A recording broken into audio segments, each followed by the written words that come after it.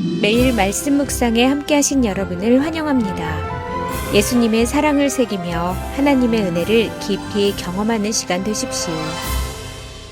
안녕하세요, 성도 여러분.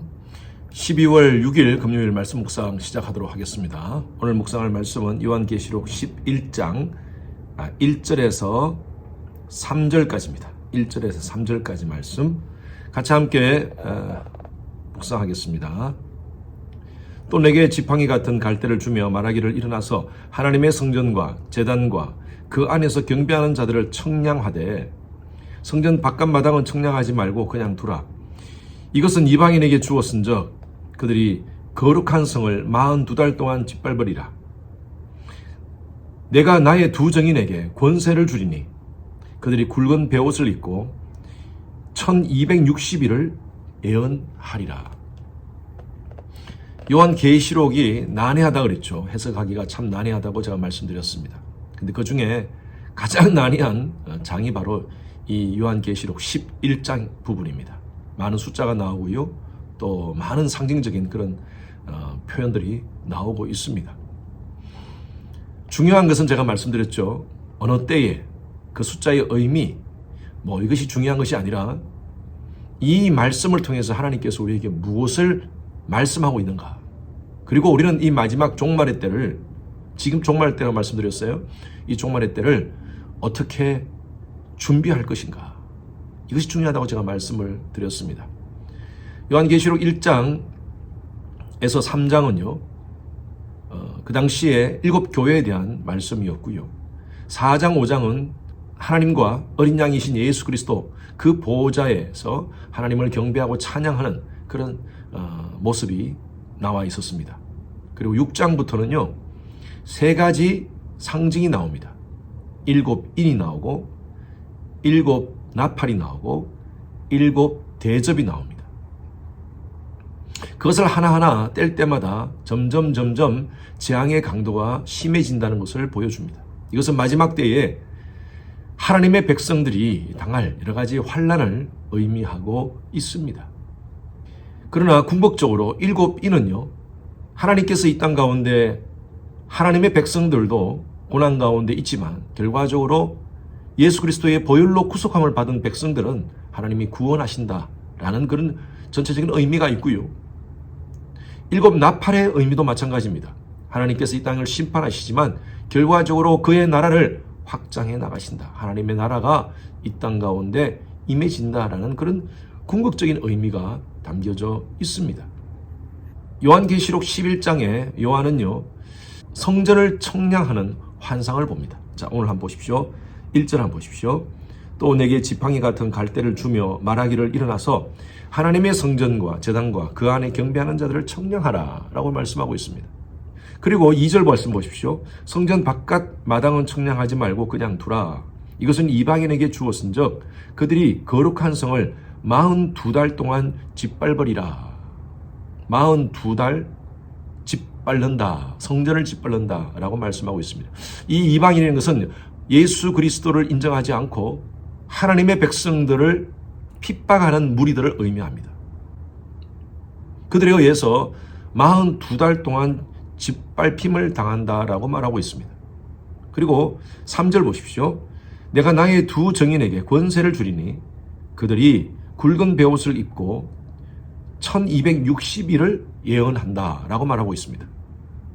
이 참 굉장히 어려운 그런 내용입니다. 이 두 정인은 누구고 1260일은 무엇을 의미하고 그리고 42달이라는 것은 어떤 것을 의미하는가. 이 4절 말씀 한번 보십시오. 그들은 이 땅의 주 앞에 서 있는 두 감람나무와 두 촛대니 만일 누구든지 그들을 해하고자 하면 그들의 입에서 불이 나와서 그들의 원수를 삼켜버릴 것이요. 이 두 정인이 바로 두 감람나무와 두 촛대인데 누구든지 이 존재를 해하려고 하면 그들의 입에서 불이 나와서 모든 그들의 원수를 삼켜버린다라고 말하고 있습니다. 그러면 이 두 정인이 누군가? 신천지에서는요, 이 두 정인을 이만희라고 얘기합니다. 그래서 이만희에 대해서 누구든지 해하고 공격하는 사람은 그의 입에서 불이 나와서 그 모든 사람들을 삼켜버린다라고 이렇게 겁을 줍니다. 그런데 이 두 정의는 분명히 또 복수로 쓰였습니다. 이만희 혼자가 아닙니다. 그래서 이거는 말이 안 되는 얘기고요. 우리가 복음주의 입장에서, 개혁주의 입장에서 이 말씀을 해석은요, 이 두 정의는 누군가, 제가 이 시간이 많이 없기 때문에 자세히 설명을 해드릴 수 없지만, 이 두 정의는요, 바로 그리스도와 교회를 의미합니다. 하나님께서 이 마지막 때에 교회에 권세를 주셨다고 말씀하고 있습니다.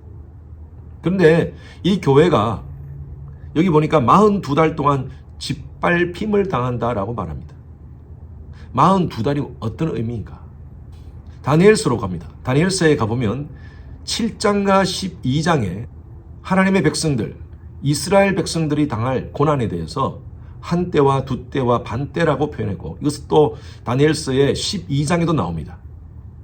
재밌는 것은 7장은 아람어로 쓰여졌고 다니엘서 12장은 히브리어로 쓰여졌습니다. 그 당시에 모든 사람들에게 이것을 알리기 위해서 다양한 그런 언어로 사용했던 것이죠. 한 때와 두 때와 반 때 기간 동안 이스라엘 백성들이 고난을 당한다는 것입니다.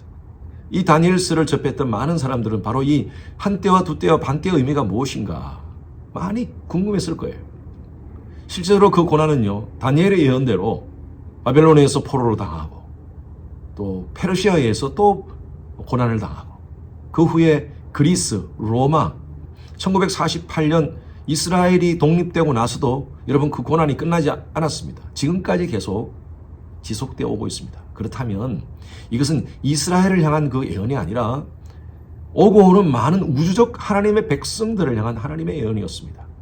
42개월 정확한 그 날 숫자가 아니었어요.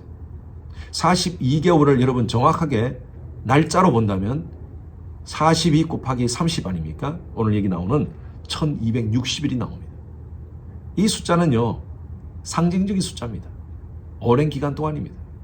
이 1260일을 사람들이 지금까지 해석하기 위해서 아주 다양한 이단들이 나왔습니다. 대표적으로 안식교, 제7일 안식교가 이 1260일에 대한 다양한 해석을 내놓고 있습니다. 다 지금까지 역사적으로 틀려졌어요. 우리가 요한계시록을 묵상하면서 문자적으로 숫자에 너무 집착하지 마십시오. 요한계시록에 나오는 모든 숫자는 상징적인 표현입니다. 7이라는 숫자가 많이 나오죠. 7인, 7대접, 7나팔, 7금초대. 이것은요, 완전수로 의미합니다. 10이라는 숫자도 많이 나옵니다. 예수님의 제자가 12명이고 이스라엘의 지파가 12지파고, 10이라는 숫자는요, 하늘에서 완전한 숫자를 의미합니다. 요한계시록 5장에 보면 24장로가 나옵니다. 하늘에서 24장로들이 24보좌 위에서 하나님을 예배하고 하나님을 찬양한다는 그 장면이 나옵니다. 24명의 장로들일까요? 그러면 24장로들을 어떻게 뽑았을까요? 여러분, 이것은요, 12 더하기 12, 완전수 더하기 완전수, 완전한 그런 숫자를 의미하는 거죠. 요한계시록 7장 4절에 보면 하나님 보좌 위에서 구원받은 14만 4천 명의 사람들이 나옵니다. 여러분, 구원을 14만 4천 명만 받을 수 있습니까? 신천지에서 그렇게 얘기를 합니다. 14만 4천 명 그 안에 들어가기 위해서 이만희에게 충성해야 되고 또 열심히 노력해야 된다라고 얘기합니다. 여러분, 14만 4천 명이 그런 의미일까요? 근데 지금 아이러니하게도 신천지에 속한 멤버십 숫자가 14만 4천 명이 넘었습니다. 14만 4천 명이라는 의미는요, 12 곱하기 12 곱하기 1000, 12는 완전수의 완전수, 그리고 많다는 의미를 곱한 1000, 그래서 14만 4천 명이 나온 겁니다.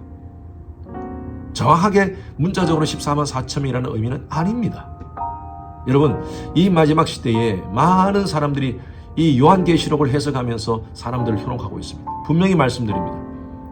예수님 언제 오느냐? 날짜가 중요한 게 아니에요. 이 마지막 때에 우리가 어떻게 준비하고 있는가? 종말을 어떻게 우리가 보내고 있는가? 이것이 더 중요합니다. 오늘 우리에게 하나님께서 주시는 말씀이 바로 이겁니다.